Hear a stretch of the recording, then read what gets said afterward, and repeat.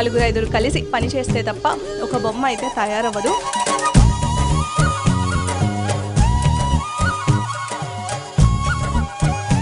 ఆడవాళ్ళు కూడా కంప్లీట్గా ఈ రంగంలో ముందుకొచ్చి తయారీ కానీ పెయింటింగ్ కానీ ప్రతిదీ కూడా చేస్తున్నారు.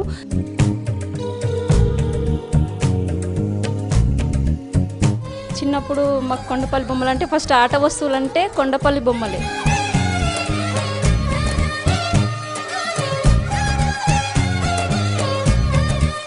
మారుమూల ప్రాంతాలకి ప్రతి ఒక్కరికి కొండపల్లి బొమ్మలు అనేది తెలియాలనేది మా మెయిన్ ఉద్దేశం సార్.